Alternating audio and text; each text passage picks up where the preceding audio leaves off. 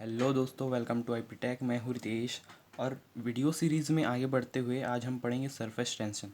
Surface tension होता क्या है, कैसे एक्ट करता है, किसके कारण एक्ट करता है। बबल सोप पे प्रेशर इंटेंसिटी देखेंगे, वाटर ड्रॉपलेट पे देखेंगे। देखते हैं फिर सरफेस टेंशन की डेफिनेशन पहले देख लेते हैं। The tension of surface film of liquid caused by attraction of the particle in the surface near by bulk of the fluid which tends to minimize the surface area. The tension of surface liquid caused by attraction of particle. जब fluid के खुद के particles होते हैं उनमें एक force काम करता है, कोहेसिव फोर्स।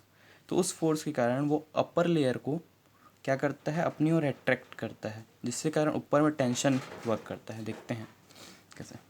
मान लेते हैं कंटेनर में वाटर है, ओके, वाटर है ये। अब इसके खुद के फ्लूइड के कारण यहाँ मान लो मॉलिक्यूल्स है, ओके।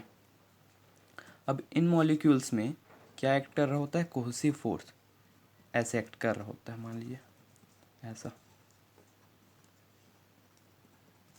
ओके।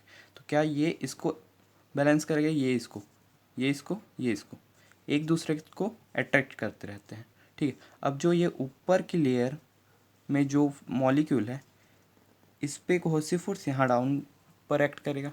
ऊपर में तो अब एयर आ गया, एयर के साथ तो वो कोहेसिव फोर्स एक्ट नहीं कर सकता। तो क्या करेंगे, इसके अंदर के मॉलिक्यूल्स इसको अंदर की साइड खींचेंगे, यहाँ कर पर के भी मॉलिक्यूल्स अंदर की साइड खींचेंगे, यहाँ पर के भी। तो यहाँ पर ऊपर के लेयर में क्या, एक टेंशन क्रिएट हो जाता है, एक स्ट्रेस क्रिएट हो जाता है, जिससे इसमें एक इलास्टिक टाइप का नेचर प्रोड्यूस हो जाता है।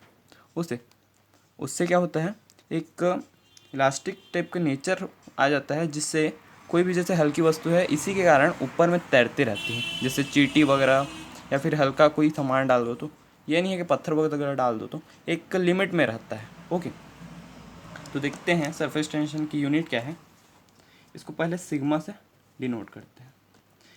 इसकी फॉर्मूला होता है फोर्स अपॉन लेंथ, ओके। जितना फोर्स एक्ट करेगा और जितनी लेंथ पर करेगा। इसकी यूनिट देख लेते हैं, फोर्स न्यूटन मीटर, ओके। अब देखते हैं ये टेम्परेचर पे कैसे एक्ट करता है। टेम्परेचर जैसे हम बढ़ाते हैं तो क्या है, इसके मॉलिक्यूल्स की कोहेसिव फोर्स कम हो जाएगा और सरफेस टेंशन ये भी कम हो जाएगा, ओके। अब देखते हैं वाटर ड्रॉपलेट। ज़्यादातर क्वेश्चन पूछा जाता है कि वाटर ड्रॉपलेट स्फेरिकल ही क्यों बनता है। तो देखते हैं, वाटर ड्रॉपलेट की बात करते हैं। तो इनमें बाहर की ओर एक सरफेस टेंशन वर्क कर रहा होगा, ओके। इसके साइज को मिनिमाइज करने के लिए सब तरफ से, और अंदर में प्रेशर इंटेंसिटी वर्क कर रही होगी, ओके। तो क्या होता है, जब सरफेस टेंशन फोर्स और pressure force, surface tension force और प्रेशर फोर्स एक दूसरे के इक्वल हो जाते हैं, तब ये स्फेरिकल बोल ले, ये शेप ले लेता है। सरफेस टेंशन फोर्स जब इक्वल हो जाता है प्रेशर फोर्स के,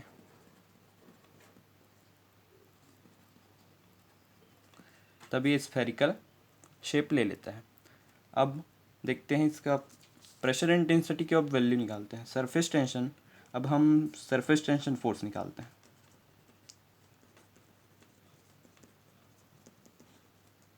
फोर्स, ओके। अब यहाँ से फॉर्मूला क्या हो जाएगा, एफ अपॉन एल। ये क्या है, सरफेस टेंशन फोर्स। तो एफ एस निकालते हैं अगर, surface tension force F S होता है, प्रेशर फोर्स ये, सॉरी, तो इसकी वैल्यू हो जाएगी सिग्मा इंटू एल। अब सरफेस टेंशन फोर्स निकाल रहे हैं। सरफेस टेंशन फोर्स हम जब निकालेंगे, मान लो ड्रॉपलेट है, इसको आधा काट दिया मैंने ऐसा, ठीक है। तो सरफेस टेंशन कहाँ कहाँ पर वर्क करेगा, सिर्फ इसके बाहरी लेयर पे, okay. F S sigma into 2πr हो जाएगा इसके, ठीक है। या फिर हम इसको ऐसे भी लिख सकते हैं πd। अब हम निकालते हैं प्रेशर इंटेंसिटी। प्रेशर इंटेंसिटी अंदर में वर्क कर रहा होगा, ये सरफेस टेंशन ऐसे वर्क करेगा, ओके। प्रेशर इंटेंसिटी अंदर में, प्रेशर इंटेंसिटी, इसका फॉर्मूला क्या होता है, pressure force upon area, okay. अपने को प्रेशर फोर्स निकालना है, तो प्रेशर फोर्स ये हो जाएगा प्रेशर इंटेंसिटी इंटू एरिया। ये कितने एरिया पे, इसका एरिया अंदर में पूरा एक्ट करेगा, तो π/4d², ओके। अब हम इसके बेस पे इक्वल कर देंगे क्योंकि दोनों फोर्स है।